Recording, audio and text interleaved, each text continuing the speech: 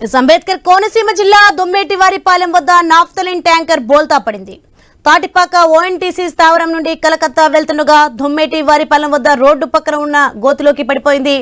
35,000 లీటర్లతో వెళ్తున్న ఈ ట్యాంకర్లో అత్యంత ప్రమాదకరమైన పేలుడు లిక్విడ్ ఉండడంతో అధికారులు అప్రమత్తమయ్యారు.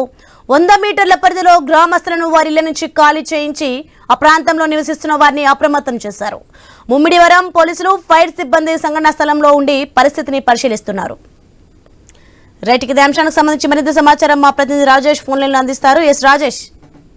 Thank you Soni. Doctor BR Ambedkar Konaseema జిల్లా ముమ్మిడివరం నియోజకవర్గం ముమ్మిడివరం 216 ప్రధాన జాతీయ రహదారిపై కొచ్చిన్ నుండి కలకత్తా వెళ్తున్న నాప్కాల్ ట్యాంకర్ ప్రమాదానికి గురై నగర పంచాయతీ అయిన ముమ్మిడివరం పరిధిలో దొమ్మిడివరపాలెం వద్ద రోడ్డు పక్కన ఉన్న గోతులోకి పడిన పరిస్థితి. అయితే దీంట్లో 35,000 లీటర్లు ఉన్న ఈ ట్యాంకర్ అత్యంత ప్రమాదకరమైన పేలుళ్లు లిక్విడ్ ఉండడంతో అప్రమత్తమైన అధికారులు అయితే ముమ్మిడివరం నగర పంచాయతీలో ఉన్న దొమ్మిడివరపాలెంలో ఉన్న అక్కడ ఉన్న స్థానికులు ఎవరైతే ఉన్నారో వారంతా కూడా 100 మీటర్ల పరిధిలో ఉన్న గ్రామస్తుల్ని వారి ఇళ్ల నుండి ఖాళీ అయిన పరిస్థితి. అయితే ఆ ప్రాంతం నుంచి నివసిస్తున్న వారికి అప్రమత్తం చేశారు. అయితే ముమ్మిడివరం సమాచారం అందుకున్న ముమ్మిడివరం పోలీసులు అలాగే ఫైర్ సిబ్బంది కూడా ఘటనా స్థానం చేరుకుని అక్కడ పరిస్థితులు అయితే పరిశీలిస్తున్నారు. అయితే దీనికి సంబంధించి ఇప్పటికే అక్కడ పరిస్థితిని సమీక్షిస్తున్న ఓఎన్జీసీ అధికారులు అక్కడ క్రేన్ సహాయంతో బోల్తా పడిన నాప్తా ట్యాంకర్ ను బయట తీసిన ఫైర్ అలాగే పోలీసు ఓఎన్జీసీ రిస్క్ టీమ్ అని చెప్పొచ్చు. అయితే ఒక్కసారిగా ఈ ఘటన చోటు చేసుకోవడంతో అక్కడ ఉన్న స్థానికులు అయితే భయాందోళనకు గురయ్యారు. అయితే అంటే ఈ ఘటన అంటే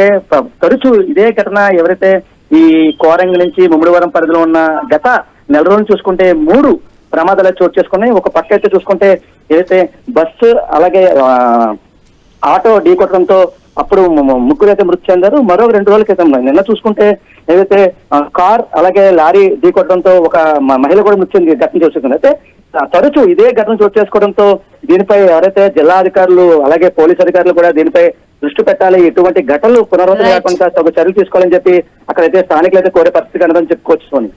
రైట్, థ్యాంక్ యూ గణేష్.